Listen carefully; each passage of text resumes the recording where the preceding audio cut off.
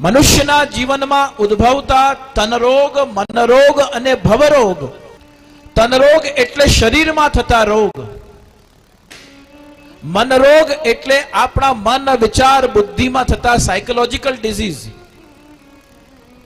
અને ભવરોગ એટલે આપણા કર્મના કારણે આપણે જે પ્રકારે જીવનમાં અટવાઈએ અને આપણી ગતિ થવામાં, આપણી મુક્તિ થવામાં, આપણને ભગવદીઓનો સંગ થવામાં, આપણને બ્રહ્મ સંબંધની ઈચ્છા અથવા દીક્ષા થવામાં જેમ જેમ વિલંબ થતો જાય, સમજવું આ ભવરોગ આપણને બાધક થઈ રહ્યું છે.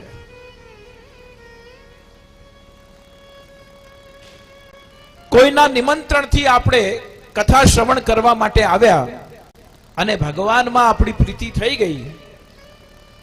નિમિત્ત ભગવાને એ વ્યક્તિને બનાવ્યો, પણ વરણને ભગવાને મારો કરવો હતો, એટલા માટે પ્રભુએ મને વગર નિમંત્રણે મને બોલાવીને પોતાનો કર્યો છે. અને આ પ્રકારથી તનરોગ, શરીરમાં થતા આપણા રોગ એ તનરોગ છે, જેની લૌકિકમાં તો આપણે એનો ઉપચાર ઔષધિ દ્વારા કરીએ છીએ, પણ અલૌકિકમાં એ તનરોગને નિવૃત્ત કરવા માટે અકાલ મૃત્યુ હરણમ સર્વવ્યાધિ વિનાશનમ દેવપાદો દકમ પિત્વા પુનર્જન્મ ન વિદ્યતે. એ તનરોગને અલૌકિક રીતે જો આપણે નિવૃત્ત કરવું હોય તો પ્રભુના ચરણારવિંદનું, પ્રભુના ઝારીજીનું જે અમૃત આચમન છે એ કરવાથી આપણા તનરોગ દૂર થાય છે. એ શ્રદ્ધાપૂર્વક લેવા પડે, એ શ્રદ્ધાપૂર્વક એને આચમન કરવું પડે કે આ લઈ રહ્યો છું એટલે મારા બધા જ તનના રોગ દૂર થઈ જશે. મનરોગનું મતલબ છે મનમાં ઉદ્ભવતા વિચારો દ્વારા, સ્વભાવ દ્વારા, આપણા માઇન્ડસેટ દ્વારા, આપણા અહંકાર દ્વારા, આપણા સંગ દ્વારા થતા વિચારોનું આંદોલન અને આપણા મનમાં, આપણા વિચારોમાં થતા આ બધા જ સંઘર્ષો, જેને મનરોગ કહેવામાં આવ્યા. એ મનરોગનો અર્થ એ થયો કે જે સાયકોલોજીકલ, આપણને ડિપ્રેશન આવે, એન્ઝાયટી થાય, ડિપ્રેશનની સાથે સાથે આપણો સ્વભાવ ચીડિયો થવા લાગે, મનમાં વિચારો આવે અને આપણે કોઈને કહી ન શકીએ, આ બધી પરિસ્થિતિનું નિર્માણ જ્યારે થાય તે વખતે મનને શાંત કરવા માટે આચાર્ય ચરણોએ આપણને 3 અલગ અલગ રીતે ઉપાયો બતાવ્યા છે. એક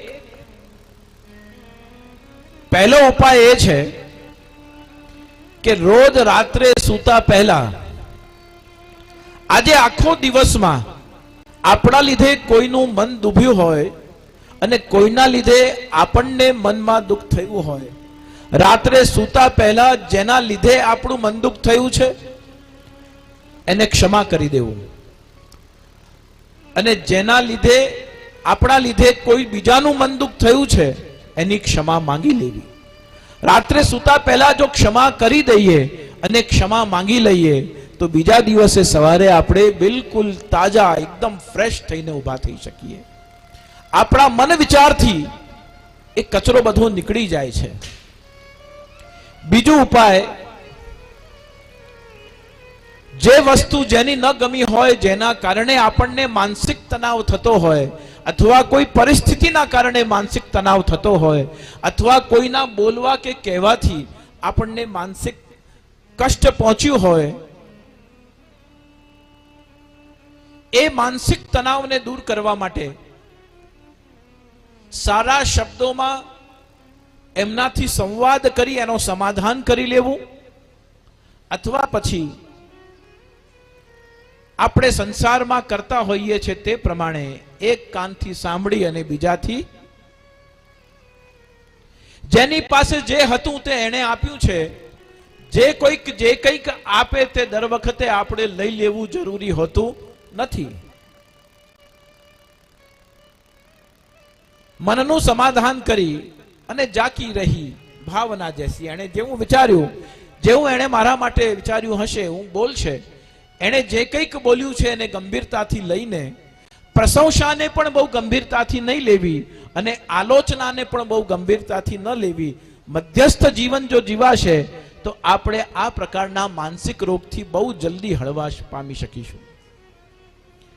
અને ત્રીજો અને પ્રમુખ ઉપાય એ છે કે આપણી પ્રશંસા થતી હોય તો પણ અને આપણી આલોચના ટીકા નિંદા થતી હોય તો પણ સતત મનમાં શ્રી કૃષ્ણ શરણમ મમ, પ્રભુ પ્રશંસા પણ આપના લીધે થઈ રહી છે અને આલોચનામાં પણ મારા કોઈ દોષ છે કે આ વૈષ્ણવના હૃદયમાં બેસીને એને મારી ટીકા નિંદા આલોચના કરવાની ઈચ્છા થઈ, પ્રભુ મારી ક્ષમા માંગુ છું.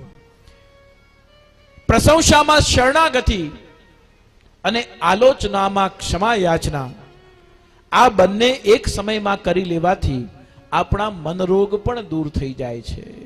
તનરોગ, મનરોગ અને ભવરોગ. ભવરોગનો અર્થ એ થયો કે ભવરોગના અર્થમાં ઘણીવાર આપણને થતું હોય કે આ અમુક ગ્રહ નડે છે એના કારણે મારી આવી પરિસ્થિતિ થઈ ગઈ છે. ઘણીવાર કોઈ આપણને કહે કે અમુક પિતૃઓના કાર્ય બાકી છે એટલે તમારા ઘરમાં આવા કષ્ટ થાય છે. કોઈ કહે વાસ્તુ દોષ છે એટલા માટે થાય છે. કોઈ કહે છે એન્ટ્રન્સ ખોટી દિશામાં છે એટલા માટે આ બધું આપણા જીવનમાં થઈ રહ્યું છે. કોઈ કહે છે કે અમુક પ્રકારની નડતર તમારા જન્માક્ષર પ્રમાણે તમને અમુક બાધા નડી રહી છે, અમુક પ્રકારની પનોતી છે, અમુક પ્રકારની સાડાસાતી છે, અમુક પ્રકારના દોષ છે, એના કારણે તમારા જીવનમાં આ બધી અસમંજસની સ્થિતિ, ક્લેશ, નુકસાન, તણાવ, રોગ, અસફળતા, આ બધું ભવરોગમાં આપણી સામે સમય સમય પર આપણા જીવનમાં આવતું હોય છે. એમાં કોઈ પણ ગ્રહનો ઉપાય કરવો એના બદલે ઠાકોરજીને પ્રસન્ન કરીને અનુગ્રહનો અનુભવ કરવો વધારે લાભદાયી છે. કોઈ પણ ગ્રહનો ઉપાય કરશો, મંગલની શાંતિ કરાવી, બુધની શાંતિ કરાવી, આ બધી શાંતિ બરોબર શાસ્ત્ર પ્રમાણે કરાવી હોય, કરવી હોય, વ્યક્તિગત નિર્ણય છે. પણ જેના માથે ઠાકોરજી બિરાજી રહ્યા છે, જે ઠાકોરજીના ચરણારવિંદમાં દ્રઢ આશ્રય રાખે છે,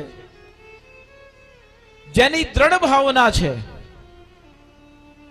જેને પ્રભુના ચરણોનું અનન્ય આશ્રય છે કે પ્રભુ મારા માથે બિરાજે છે, કસોટી તો બધાની થાય, મારી પણ થાય, પણ મારે પ્રભુ સિવાય બીજા કોઈને પણ ક્યારે પણ મારા કષ્ટના નિવારણ માટે કષ્ટ આપવું નથી. અનન્ય આશ્રય ભાવથી જ્યારે આપણે પ્રભુને ભજીએ છીએ ત્યારે ભગવદ્ ગીતામાં ભગવાન આજ્ઞા કરે તે પ્રમાણે મય્યાવેશ મનોયે મામ નિત્યયુક્તામ પર્યુપાસતે. જે પ્રભુને એવી રીતે વિશ્વાસ અપાવી દે કે આ મારો છે, પછી પ્રભુ એનું ક્યારે પણ અહિત થવા દેતા નથી.